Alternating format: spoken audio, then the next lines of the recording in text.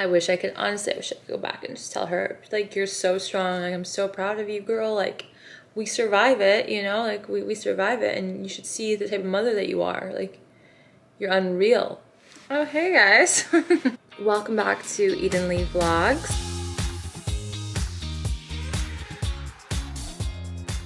I am so nervous to show this video because there's a lot of clips here that are pretty raw. I look like crap in most of them because, I mean, I just had a baby.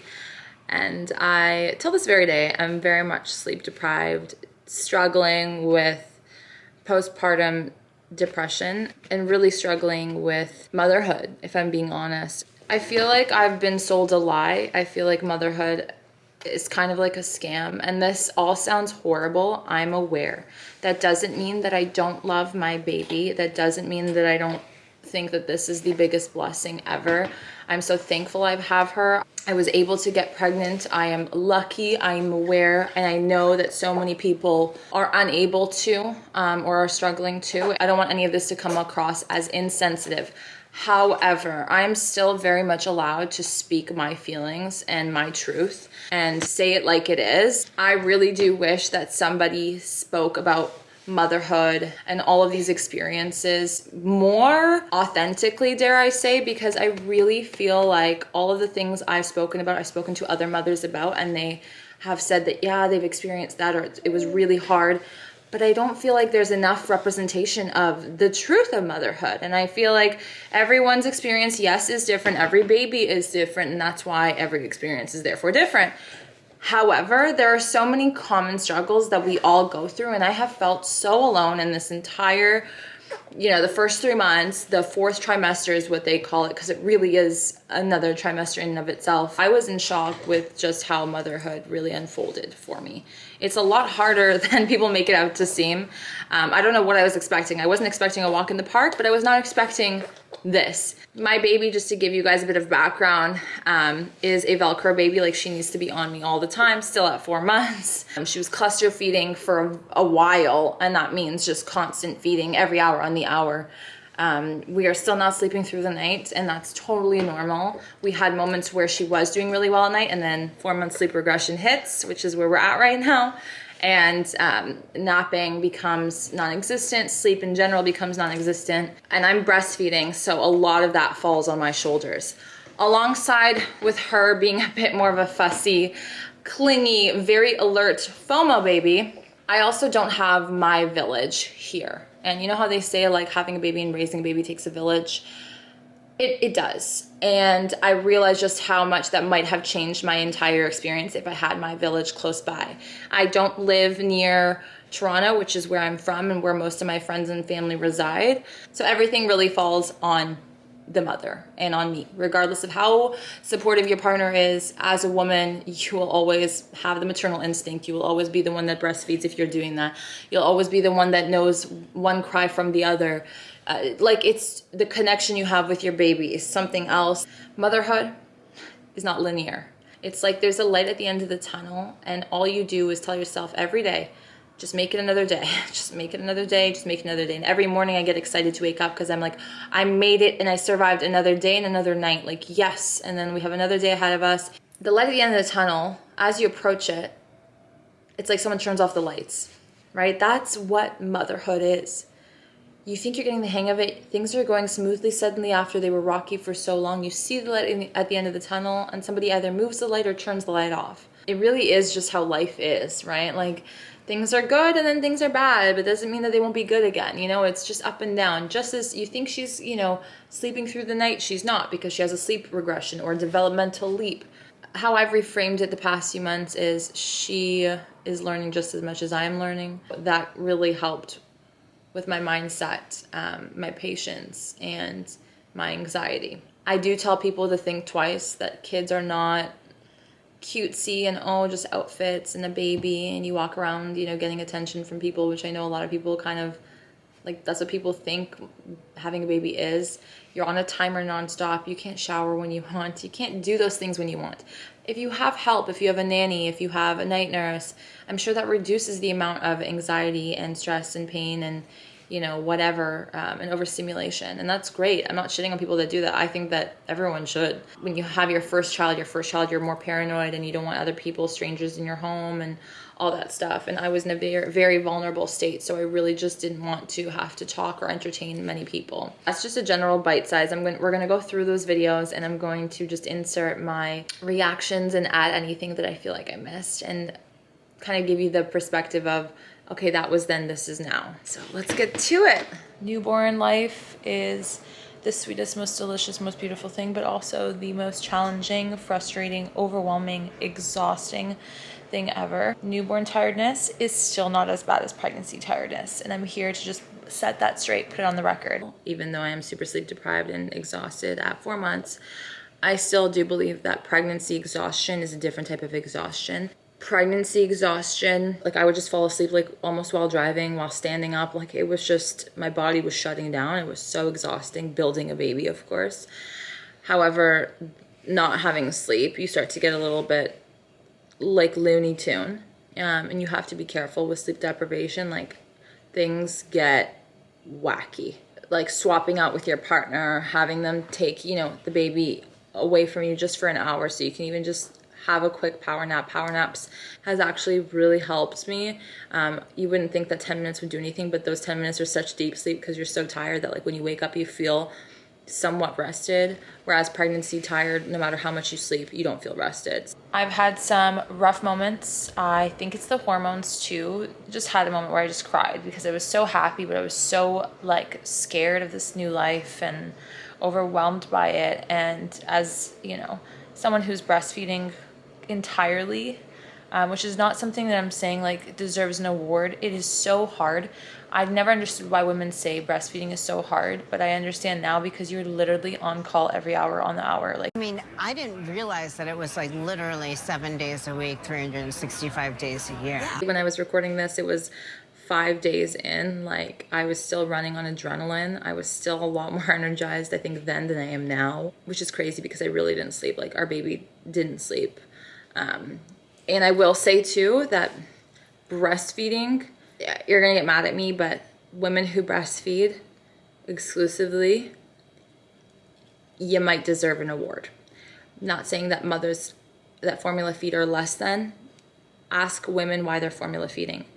Like real women who are not gonna get offended. I've spoken to people who their first baby they breastfed, the second baby they formula fed, and they explained to me I formula fed for my mental health. That's it. Like I don't want to do that again and go through that again.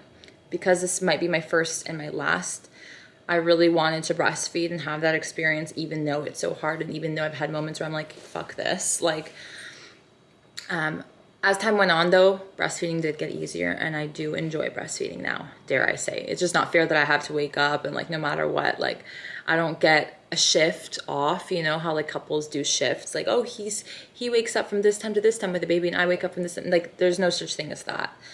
The baby needs me and it's done. Yes, I can pump and have a bottle, but honestly, it's a lot more work with a bottle almost at the same time. Like you gotta pump, find pumping time before, prep the bottle, warm it up. She's actually okay if I don't warm up the bottle.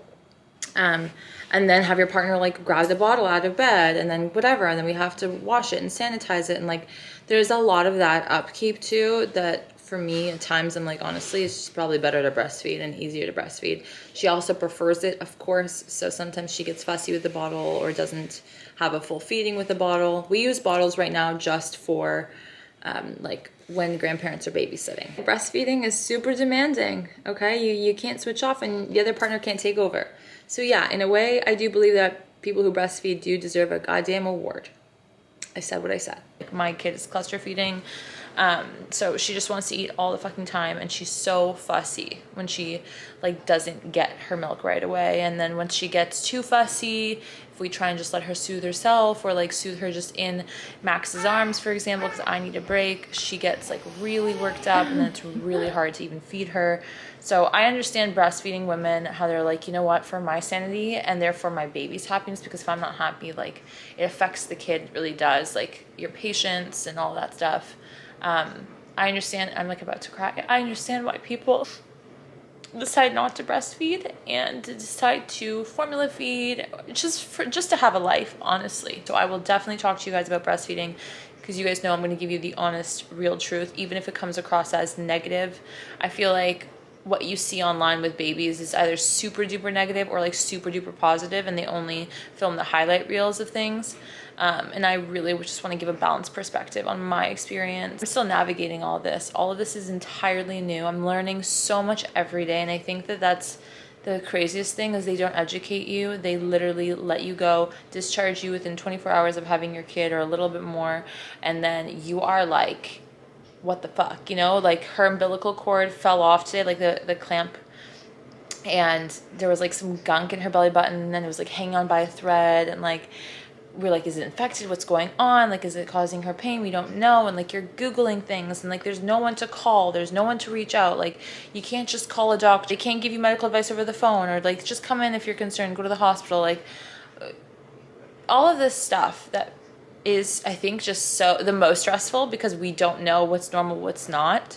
However, I have realized that like being a very anxious person just in general before having a kid and all of that, this is really testing my patience and my anxiety, and it's showing me time and time again that it's not as bad as you usually think it is. It's just new territory, and new territory is overwhelming and scary when you don't have the education. And the education is not provided to us the way it should be, honestly, and it's unfortunate. So I would have liked to know more about this. There's just so many like avenues and viewpoints and perspectives. It would be nice if someone could keep it really crystal clear, and I think my mission going forward is to hopefully give you guys like a little bite-sized, easy to digest, new parent guide on some of these things, because what the actual fuck.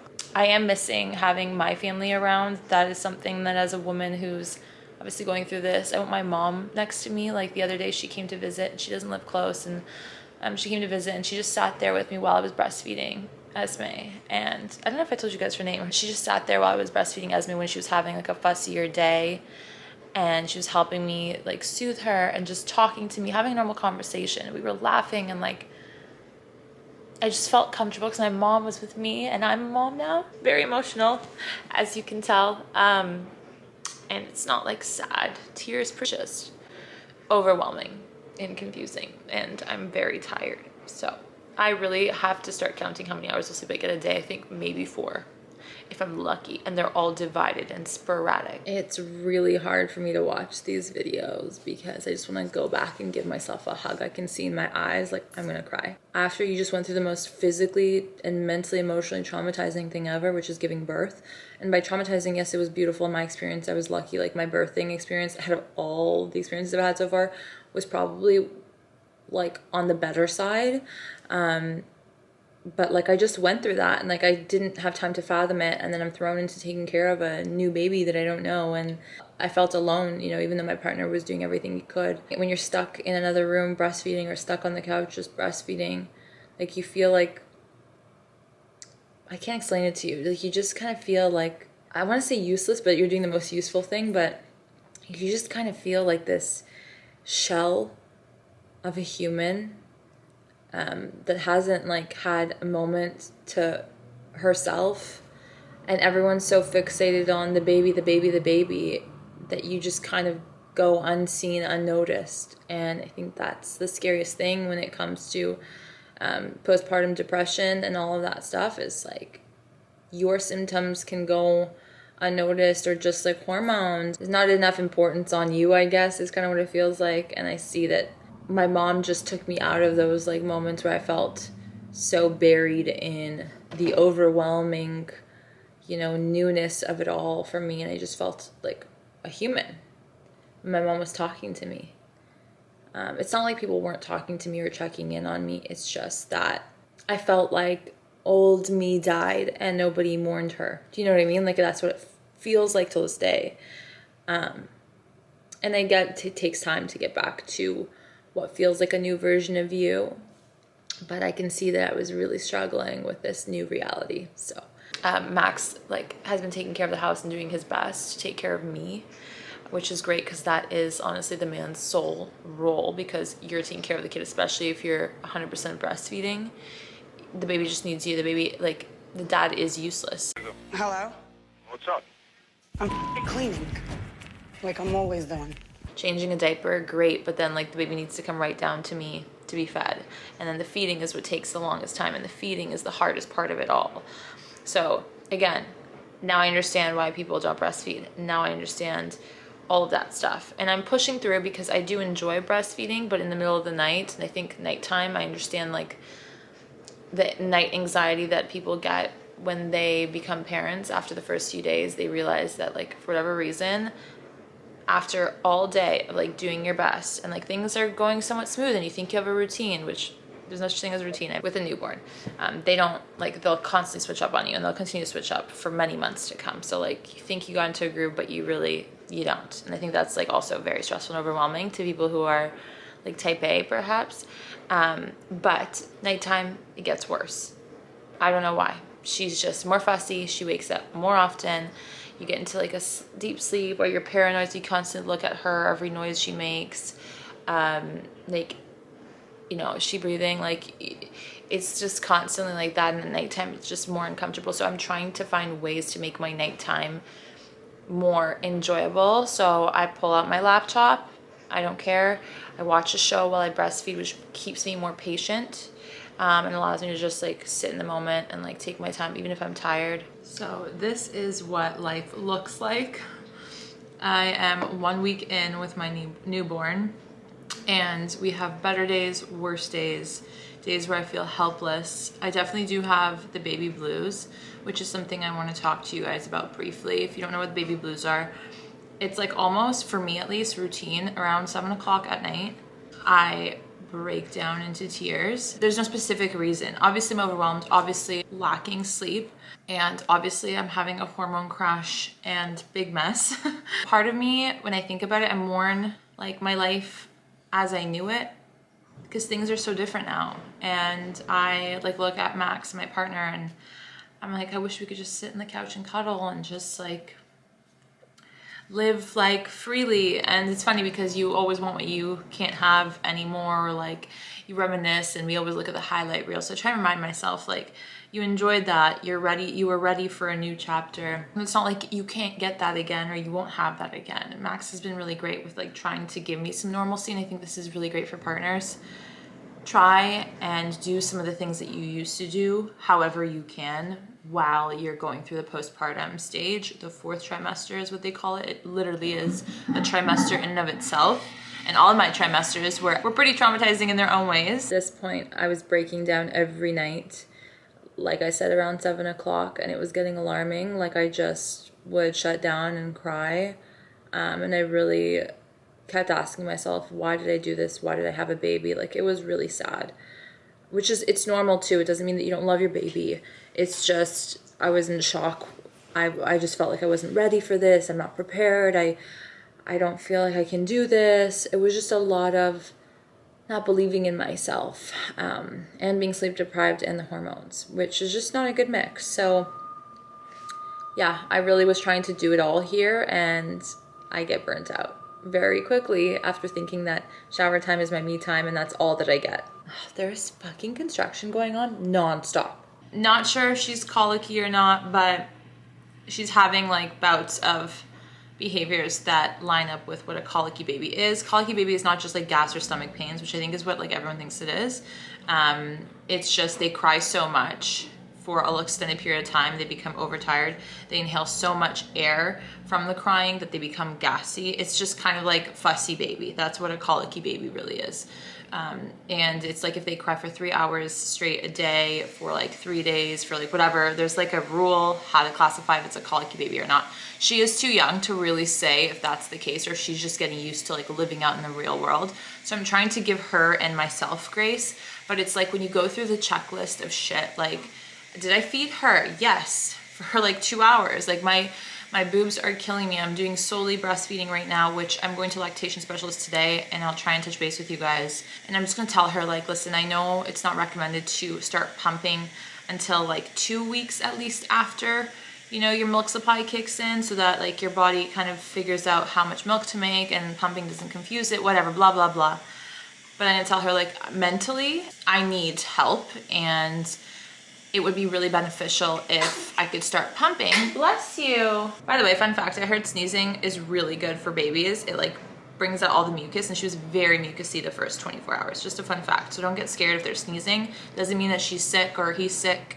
Again, another misconception, another thing you don't know until you go through it, and nobody teaches you. Learning a lot.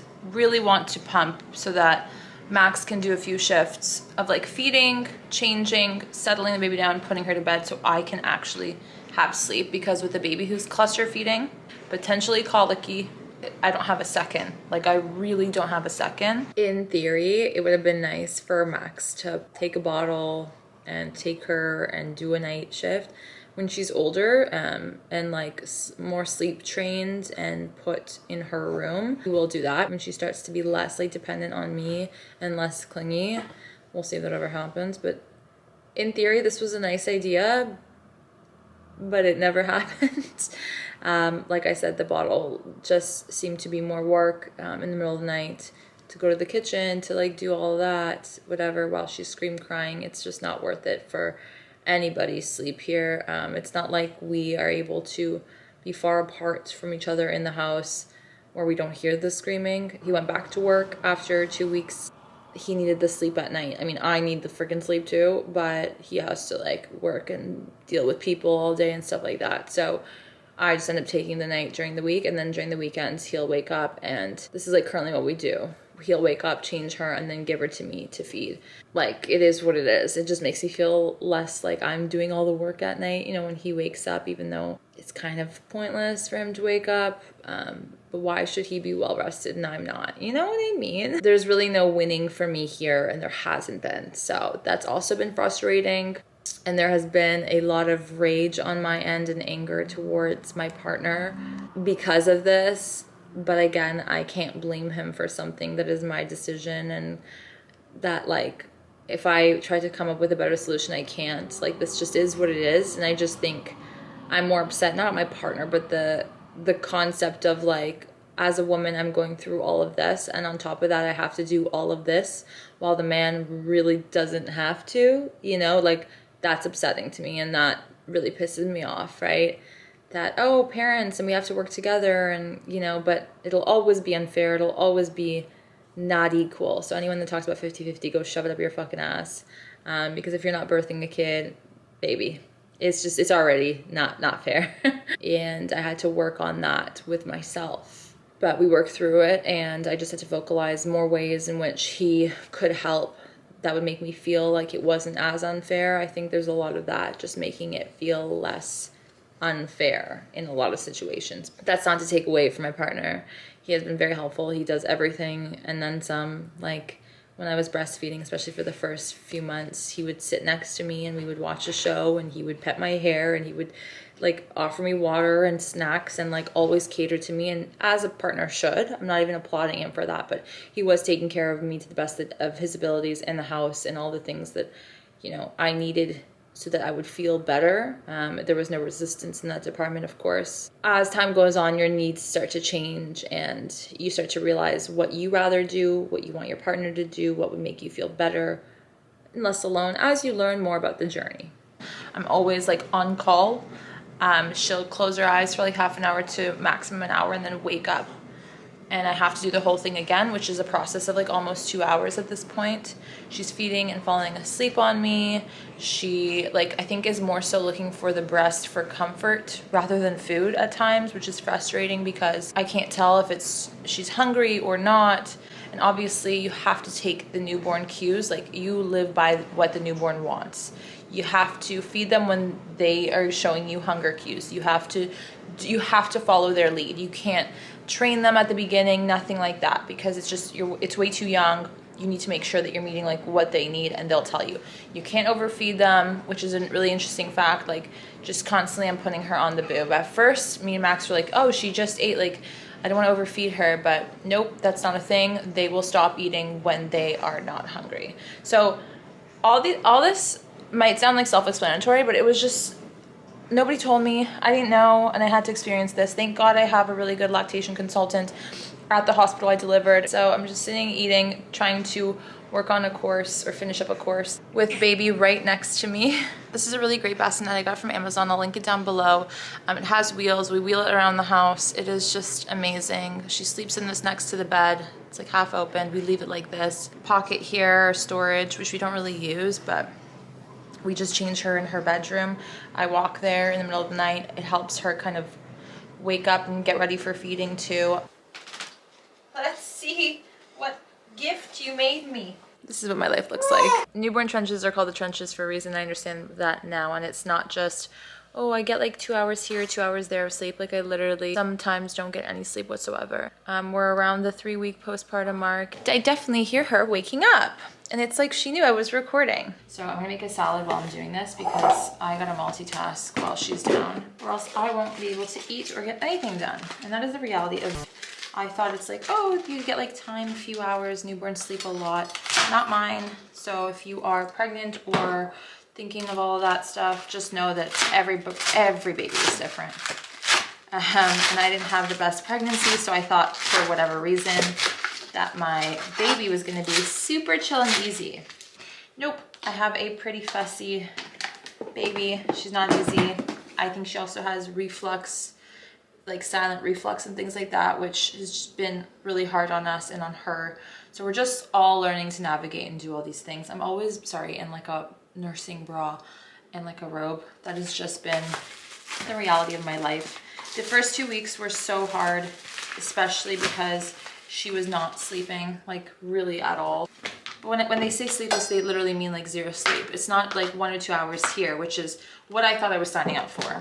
Let me tell you, whatever you think you're signing up for, just think the worst, because I think it's better to be surprised than to think it's gonna be easier than it is. And for whatever reason, I thought it was gonna be easier than it is. You find yourself Googling all kinds of weird things, up all night, trying to figure things out and problem solve.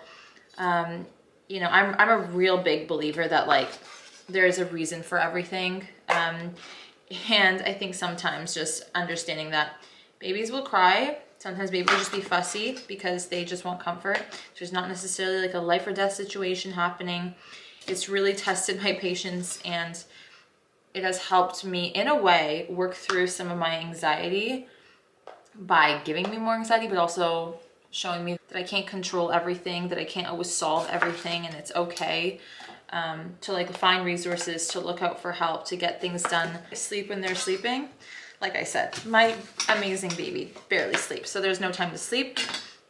And I also need to prioritize self-care and showering and giving myself time to just veg out, like just with myself, which I really never do. My shower time is like my self-care, therapy, and everything all at once. No relaxing, really, for me right now at this stage with the breastfeeding. I know that has to do with a lot of it. Just pushed out a baby, and I think like I totally forgot, and I get when women say they forget, not necessarily forget the pain or anything like that, but like forget they just did that, and I'm just like on to the next and trying to like figure her out without giving myself grace and being like, girl, why do you expect the baby and you to be on a perfect schedule after week 1? Like that is so unrealistic. No one has it put together. A lot of like mom vloggers and I think content creators just show like the cute highlight reel of it all, but it's not like that. It's not cute. It's not always aesthetic. The house is a mess, and me, I have like major anxiety and like slight OCD when things are like out of place and not clean, and that has really stressed me out. But I've obviously taken that and given it to my partner and told him that for me, what I need you to do is take care of me and the house in order for me to be able to like be mentally okay and focus on the baby. I was really struggling with finding the time for myself through this whole process, and today I'll tell you that during her wake windows, when she is awake, I'm doing chores, I am showering, I'm doing the things that for me are a necessity to get done that day, and I'm not gonna wait for her to nap for me to do that, because A, she barely naps, so that would mean I would never get it done. It causes me more stress and anxiety and makes me less patient when I'm waiting on a nap of hers to get things done that are not even me time stuff. They're just like chores, and a shower for me is not me time. A shower is me being a healthy, hygienic person because my baby's breastfeeding. You know, and I have a partner that lives with me and I don't want to be gross, right? So like it's just for me a necessity. I don't look at that as me time. And I think that that has been the best thing for me, has made me feel more of a human being, has given me more confidence in being a mother. I have found other ways that has worked. If I need to shower, I pop her in her bassinet, her rolling bassinet here, and just let her chill. I'm watching her, she's there, and I take a quick shower. I'm not sitting and indulging because she'll probably get fussy. And now as she's old enough, she'll sit on her chair, her little bouncer chair, and I'll entertain her and put on a shower show for her, you know, and she likes that, right? Because she's a very alert baby, so she likes to be involved in things. And that has saved me so that when she naps, I do things that I enjoy. Right now she's napping. That's how I plan my days now. I'm going to take her with me. I'm going to do those things. That took a while, though, to build up that confidence. However, at that point, a week in, I really couldn't put her down because she was still cluster feeding. And so, like, I really did need Max to watch her. You know, she can't be in a bassinet in case something happens. I need to see her, be able to grab her. I mean, I could have done the showers. I just felt better not doing them. And I think once I got to the point where I realized that was doing more damage for me, then I switched my ways, and that has been a lot better. So things change. Certain things that used to work for you will no longer work for you, and that's what I mean by motherhood being up and down roller coaster, girl, what the fuck, not linear, you know? I'm almost done week 3. Tomorrow is the finish line, and I feel already a lot better. Like, she slept yesterday for a 4-hour stretch once earlier this morning, and she has been better at nights. And like, we've just been getting the hang of it. Like, I know when her witching hour is. I know that she's struggling with some reflux things, and that's what we're gonna go and get support on Sunday, hopefully, and just kind of figure that out. As they age too, their like esophagus or whatever gets stronger, and so like the reflux isn't as bad. So I'm just like, it's almost kind of like you're counting down the weeks. You're kind of like, I want this to be done. I want to get out of newborn stage phase. I just want to get into that stage where like things are more interesting and not as stressful, and like we've gotten the hang of things. A lot of reflux and digestive issues and stomach aches and things like that really did subside after 3 months. So I will say the 3-month finish line is great for a lot of those just like baby fussiness when it comes to like GI stuff. It does usually get better and improve for some babies.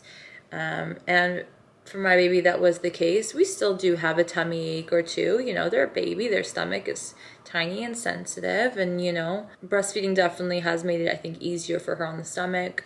That's just like a fact. And my diet is pretty clean.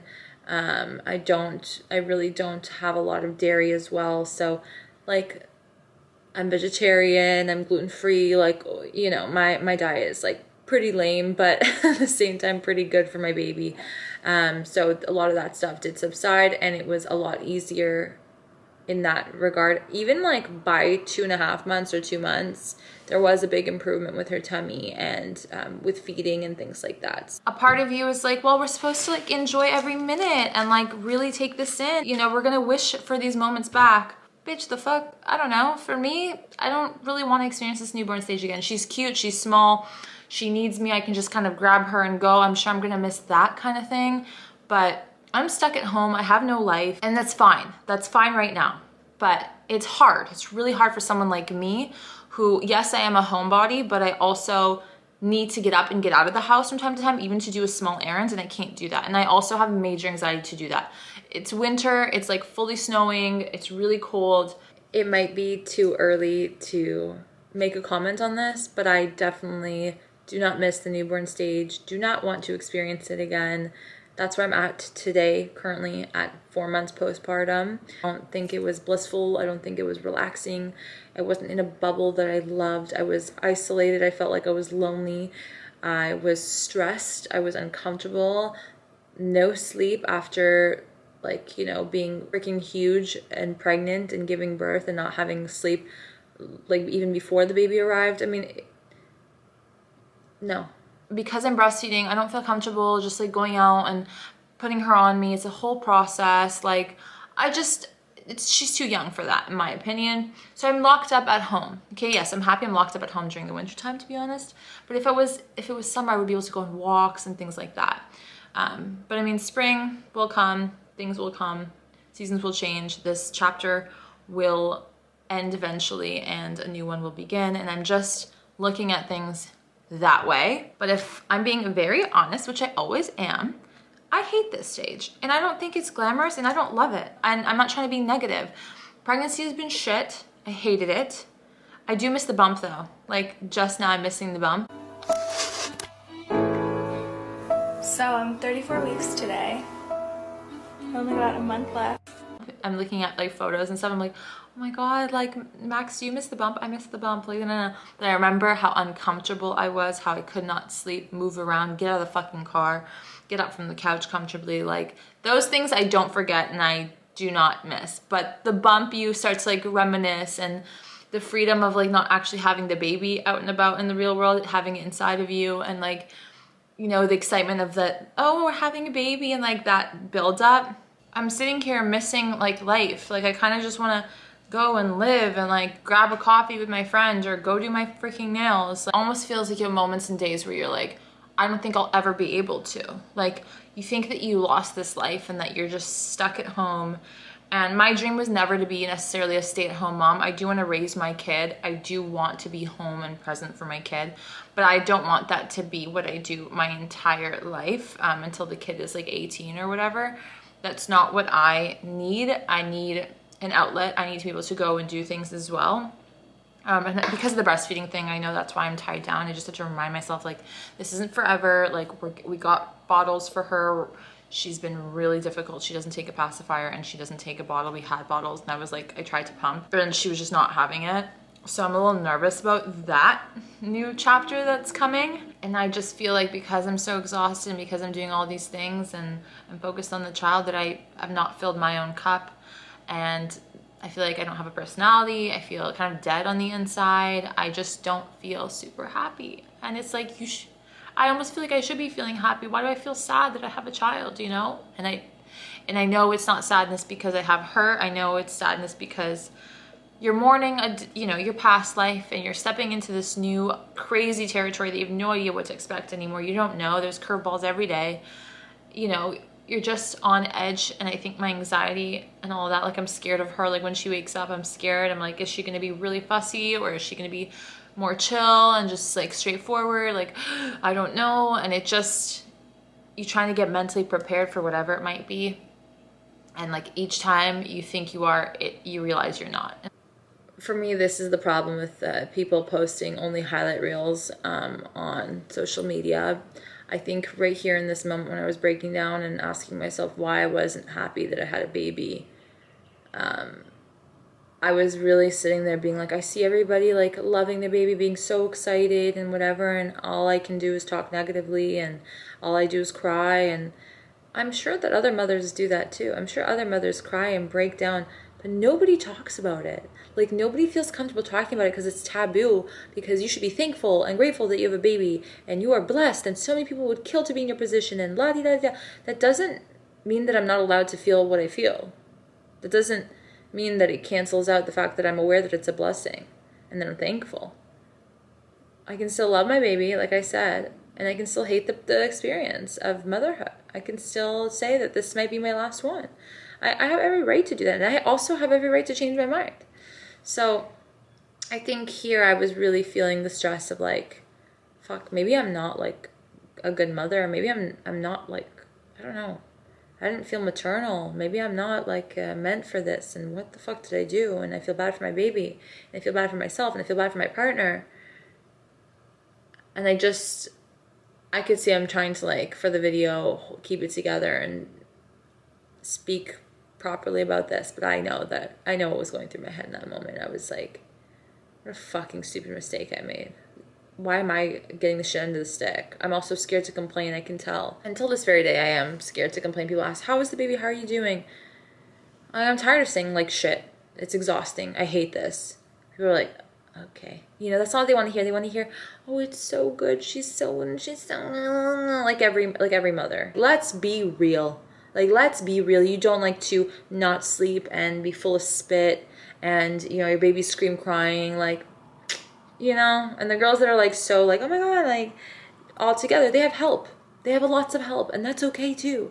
Like, they just don't show it, which is also not fair, because it's like making other women who don't have the help or don't want the help or are alone because they're not in the city that they're from feel like, fuck, maybe something wrong with me. And I'm here to tell you there isn't anything wrong with you.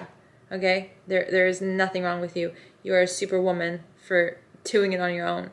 And yeah, we do deserve an award for doing it on our own. I said what I said. Does it make one better than the other? No. But it is harder. We're built for this as women, and you know, just because of that doesn't mean that you have to have kids. I really do hope that somebody watching this video who's considering, like, really does think twice about having kids. Not because it's not a blessing, and I'm sure it's gonna be the best thing I've ever, you know, I'll say it's the best thing I've ever done down the line once I get out of the fucking trenches, but it's not easy. Like, it's really fucking hard, and I have so much mad respect for people who have been through it, who have more than one child, or even just have one child. Like, I heard going from 0 to 1 is harder than from 1 to 2 or 3 kids. You know, different kind of hardness, different kind of whatever. A lot of things to be happy about, like my body. I'm really okay with my body, you know, and I really didn't think I would be. I thought I'd be like traumatized and I wouldn't be happy, and I know that my body's gonna change, so I'm like, fuck, I'm gonna have a hard time with that, like body dysmorphia and things like that. But I've surprised myself, and I genuinely love my body now more than ever.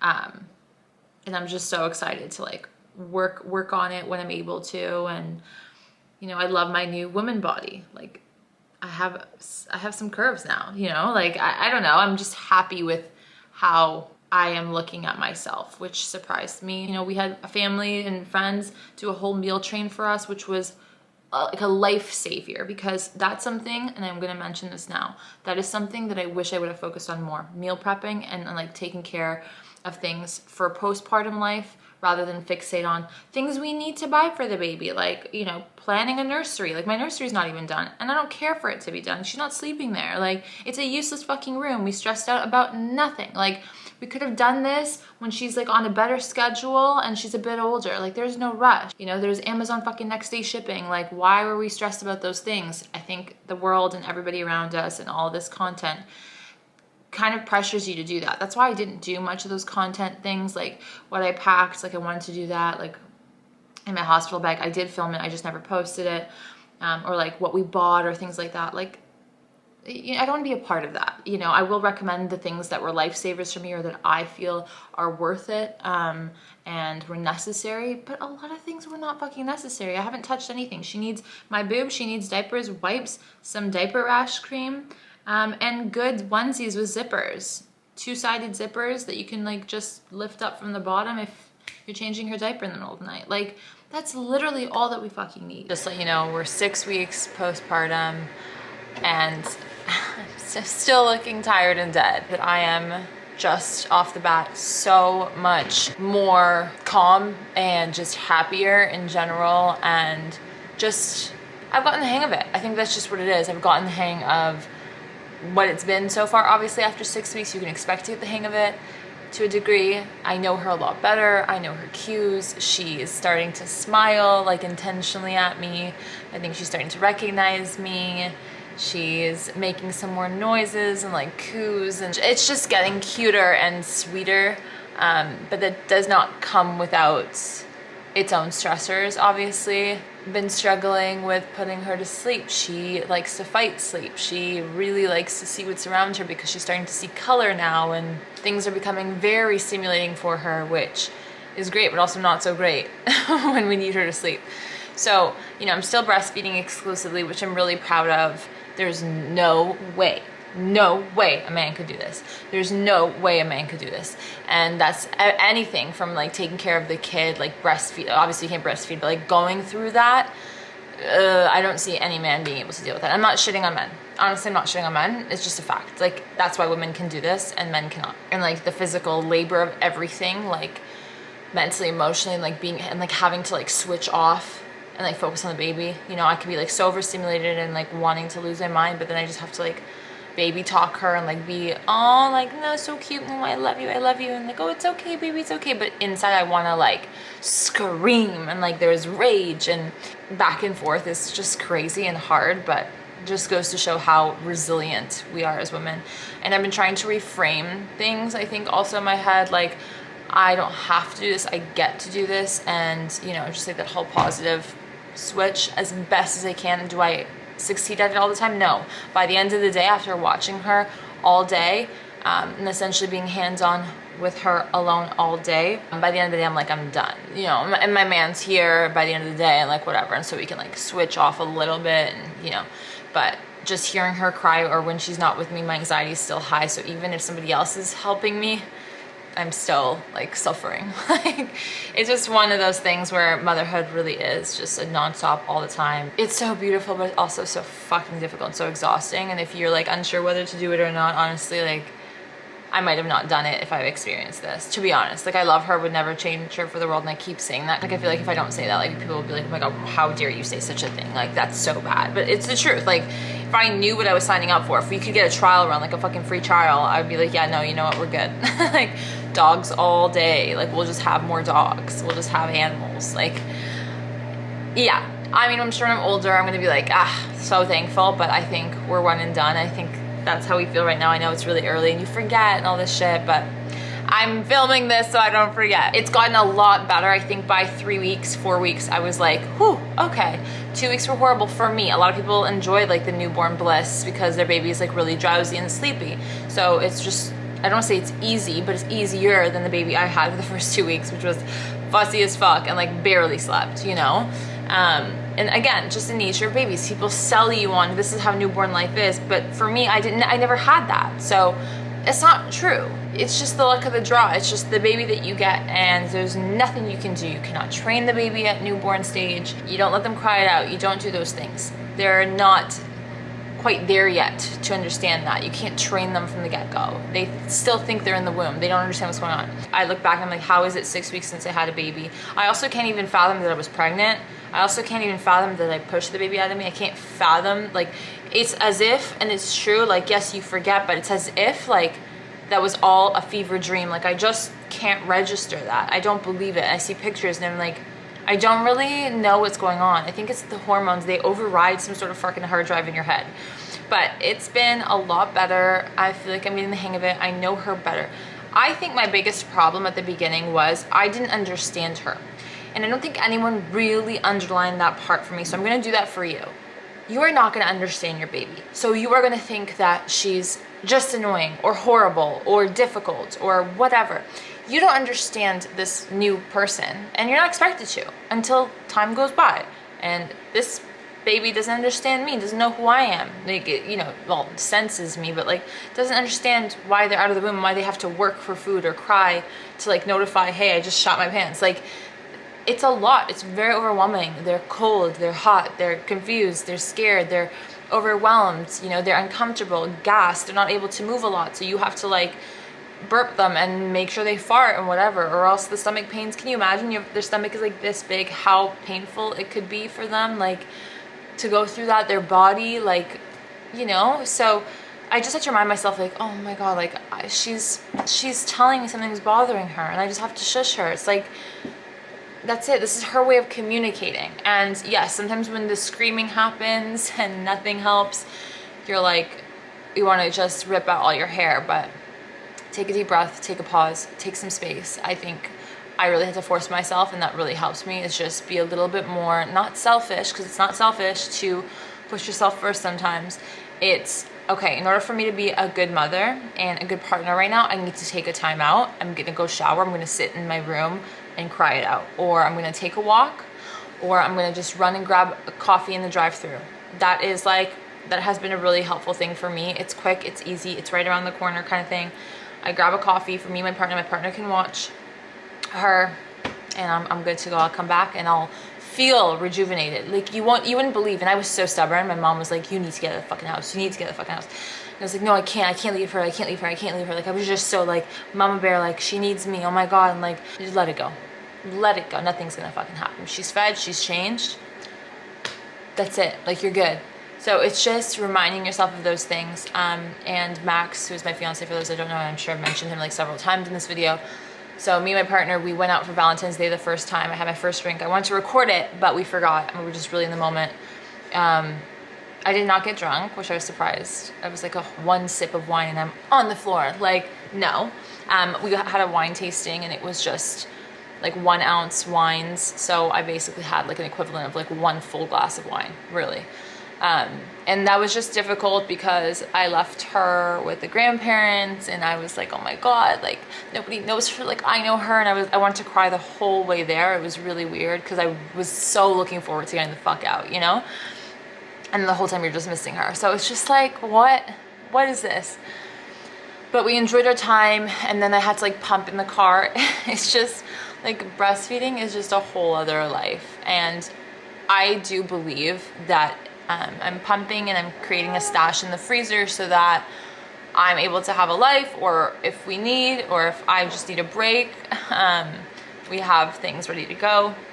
So I spoke about that freezer stash. I had to get rid of the entire freezer stash and use it as bath water, which I put breast milk in the bath water because it's really good for their skin.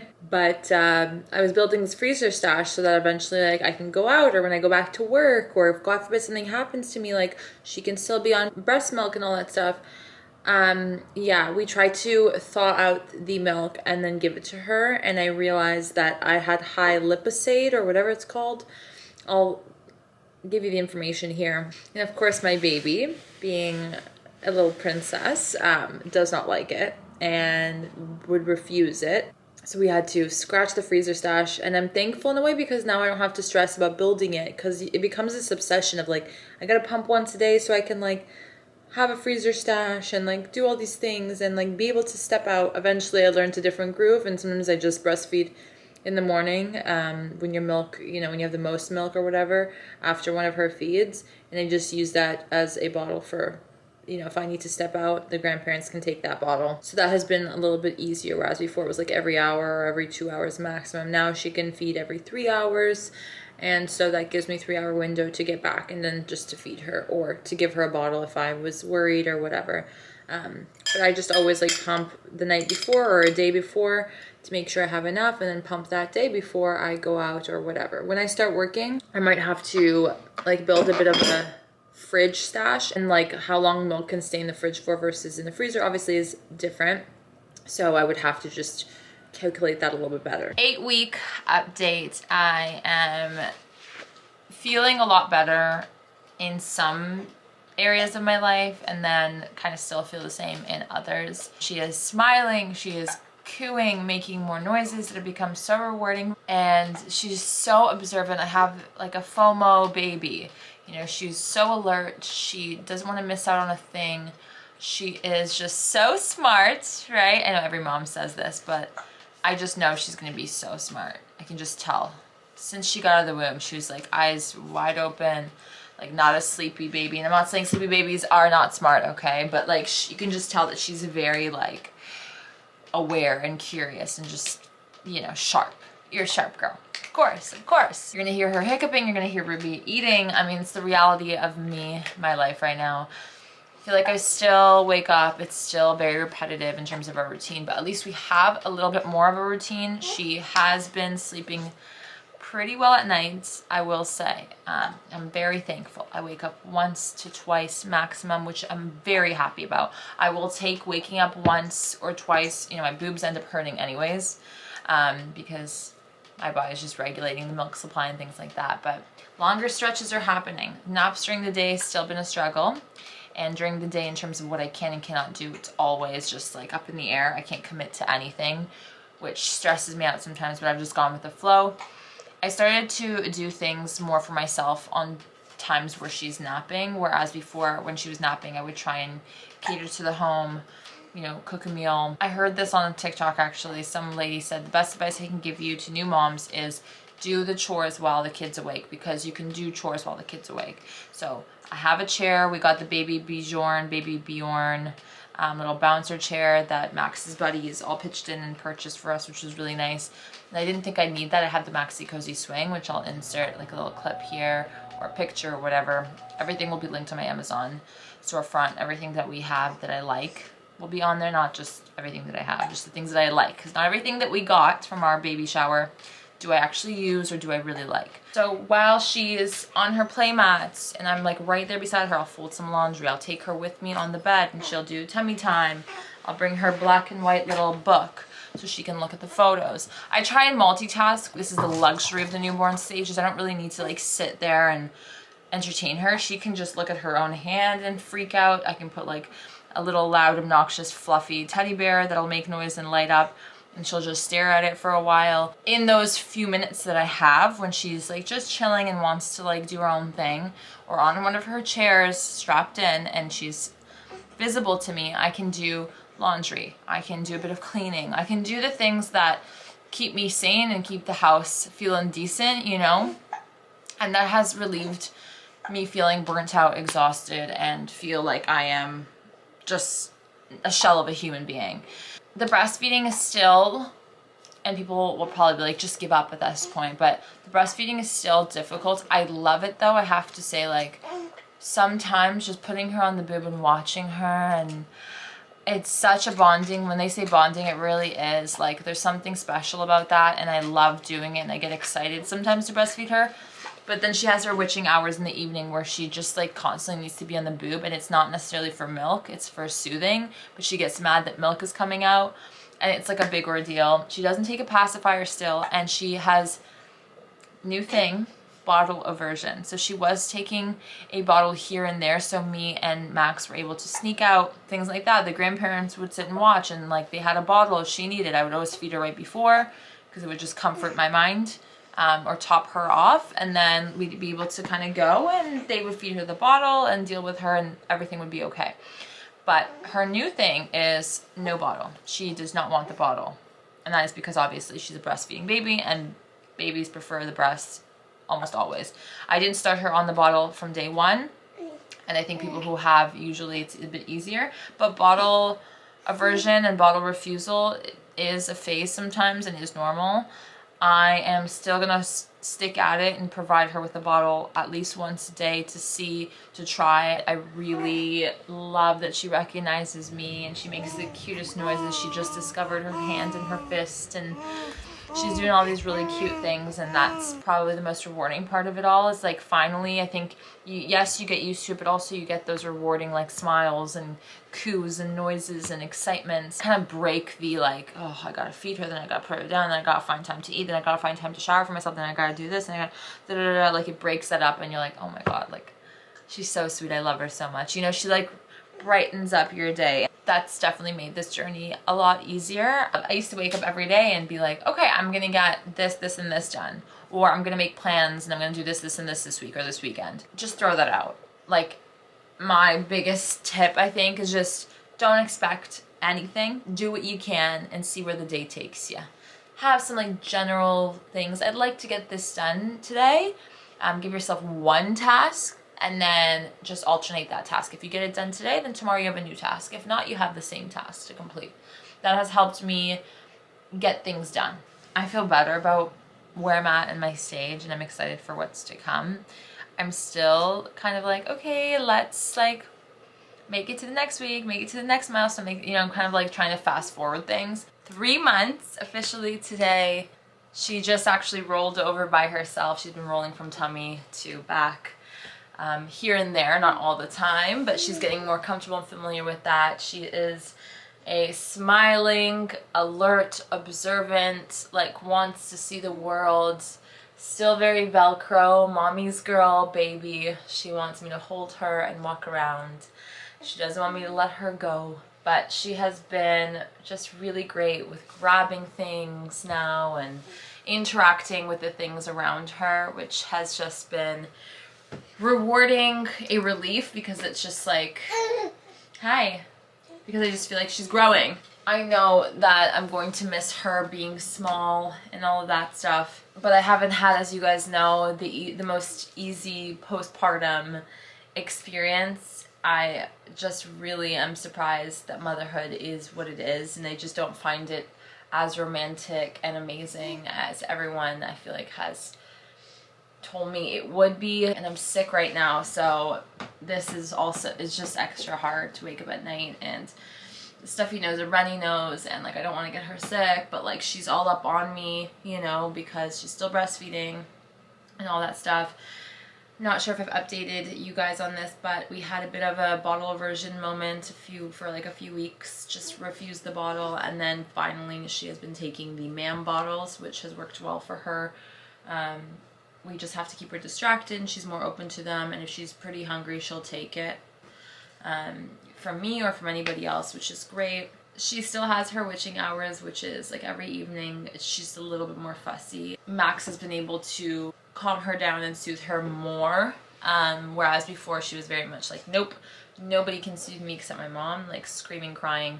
So I see that she is definitely growing up in those senses, and I've been a lot better with letting her be in the care of people that I know and trust. I do find she gets bored quicker. I do find that I need to like get more toys for her and things like that out. Hi, baby. I feel like I need to like play with her more. I can't just like leave her be. Some days, like I think in the morning she's more independent and like chill and will do her thing. But then like throughout the afternoon and evening, like now she's like fussy. Sleep is still, I mean, her naps are still very, very, very short, like 30-20 minutes. I'm just like, girl, but if it's on me, if she sleeps on me, she can sleep for like 2-3 hours, you know? Nighttime she has had like, I think the longest stretch was 5 hours, which is amazing when it happens. We have been taking her out more. She went to her first soccer game, which was really fun, but she just wanted to be held in my hands, and that was the only way that it kind of kept her less fussy, right? But she would love looking around, and she tired herself out by like looking, and then we would put her back into her, like, it's like a cot on the stroller. Car changes and car feedings are happening every time we go out. It is what it is. She is not the best in cars. When she was like fresh out the womb, she would fall asleep like right away when the car started moving. Now she probably will fall asleep in the car, but she fights it and screams and cries, which is really difficult when we're in the car and we can't do anything about it, you know? I'm more and more in love with her every day. I think that at the beginning I was overwhelmed with all kinds of feelings and the hormones, and it was hard for me to connect with her, especially because they're really like kind of boring, and especially if they're fussy babies like I had, a fussy newborn, and like just wanted to be on me and breastfeed.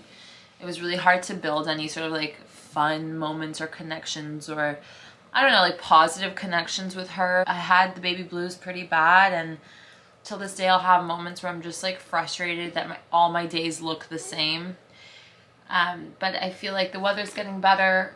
I'll eventually get to the point where I'm taking her out daily, and feel comfortable doing that alone. We can take longer walks, multiple walks, and just doing those things will help, I think, my mental well-being in her, you know, like keeping her occupied instead of me sitting on the floor looking at the same pictures, and like, you know, how many toys can I get her that are basically the same thing at this age? It's like they can kind of interact with the toys, kind of not, you know? So that'll change, I'm sure, quickly in the next month or so.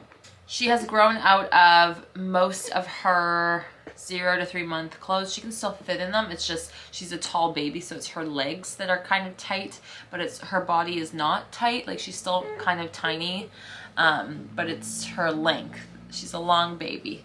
She's gonna be a tall girl like mama, which is crazy because we didn't even get to wear all the newborn stuff. I feel like we stuck to practical and easy for changes, like double zip onesies. I wish I got more onesies and not like 2 pieces and stuff. We got gifted a lot of the 2-piece stuff as well. Not convenient at all for newborn or even from 0 to 3 months. Like keep it at a onesie jumpsuit. It's cute to have pants and stuff, but when you have to do a change like almost every hour to take off the pants, you know, to, you know, open up the jumpsuit or the little like onesie thing, it's just a pain in the ass. What I wish I could tell myself from day one is this is not going to be easy, and don't expect it to be. Don't expect there to ever be a routine. Let go. I was cleaning all the time. I was doing so much for the house earlier on than I'm doing now. Now I'm like, I'm done, because it's now not so much like physical healing. It's my emotional and mental well-being that I feel like I really have to tend to. Let the house go to shit if it needs to. Obviously, I always try and clean and do things while, I told you guys this several times, but like find time when she's playing and she's able to be a little bit more independent to go and do some of the chores, rather than your free time when she's napping to do chores, because then you're always going to feel overwhelmed and you're going to feel like you never have time for yourself. I prioritize my shower every day. It's a restart for me, a refresh. I feel dirty holding her all the time. The spit, she's been so drooly. Like the drool really hits at around like, what was it, 10 weeks. I noticed like crazy amounts of drool. Or even 9 weeks. It was just like everything was wet, whereas before it wasn't like that. She wasn't drooling, she wasn't spitting up really. She didn't have like big reflux issues and all of that. By the way, for those that are struggling with a refluxy little tummy ache baby or whatever, like stuff like that, it's so much easier once you hit like 8 weeks. I feel like 8-9 weeks, like really, as soon as I feed her and put her down, yeah, it's not the best. If we're up in the middle of the night, like I'm not gonna sit there for an extra like 20 minutes like I used to do. So I started to just become more efficient with things and pick and choose my battles, and it has helped so much. With time and with age, yes, things with this baby has gotten so much easier because she's grown up and she's not like super sensitive to everything. Week 11 was really, yes baby, I think it was week 10 going to week 11 or week 11 going to week 12, I don't remember. But one of those weeks was really difficult because she was so, I think she went through like a mini sleep regression. She did not want to nap throughout the day at all. She was on me all the time. I couldn't put her down. It was frustrating me. She was crying, screaming. It was random. It was just like nothing was really bothering her. I thought she was teething. I'm like, oh my God, is it starting? Maybe she's one of those babies that has like, you know, those really early teething symptoms. It wasn't that. It was just she was going through a leap week or whatever, a growth spurt of some sort. She's starting to really understand her surroundings, and that's overwhelming to them. So they're like very overstimulated. But we made it through, okay? Sometimes you just gotta make it through. Make it through to the next day. Just make it through to the next day. That is it. Things will work out. Things will be okay. It seems like the end of the world, especially to women, because when we hear our babies cry, I think it's something, it's on a cellular level that you go into like this crazy anger, shock, scared, overwhelming, I don't know what, monster. But you just have to pull through. Even when you feel like you can't, you can. You're a woman. Okay, you just gotta push through to the next moment, and everyone says things do get better. They get better, but then there'll be another moment where it's hard again. So just don't ever think that there's like a finish line where everything is smooth sailing. Just say it's another obstacle. As you go on up with these levels, the rewards that you get back from your child is so much more and greater and amazing each time. And I think that's why people say they fall in love more and more with their child like every single day. I am finally allegedly out of the trenches. I don't feel like I'm fully out, but whew, I am so over that, and I can't wait to never experience that again. And everyone's like, never say never, but like honestly, I'm very much feel like I'm a one and done kind of mother, and I'm thankful because I can give her everything that I can, and I'm good with that. Like I don't want to do newborn and toddler at the same time. I'm good. It's just not for me, and I'm happy. I don't have any guilt saying that. This milestone doesn't just mark her age, it marks 3 months of me being a mother. I didn't have a minute throughout this whole journey so far to take a moment to pause and register the fact that I was pregnant. I feel like that was a blur. The birth, that I did that I brought home a child, and that for 3 months I've been doing this. It's crazy. And I don't think any woman really gets that moment to pause and breathe and be like, I did that, because you're like thrown into motherhood right away. This is her hair. There's like a line in her back of like shedding, but she's growing. I know. She had more hair when she was born, but they shed and it's like regrowing. I can see now, so just going through a little awkward stage with your hair, but you are gorgeous, you are amazing, you are beautiful, and I love you. Thank you guys so much for watching and for being here and making it to the end. If you did, leave a thumbs up in the comments or a little bow emoji. I'm currently pumping in true mother fashion to do this outro because I've got no other time to do it. I'm 4.5 months as I'm recording this right now, and I feel like you can see the progression of like me, how I look, how I'm feeling, like the life behind my eyes and things like that. It means the world to me if you made it this far. Don't forget to give this video a thumbs up. and subscribe to this YouTube channel. It really means the world to me and to Esme and to our fam. Bye.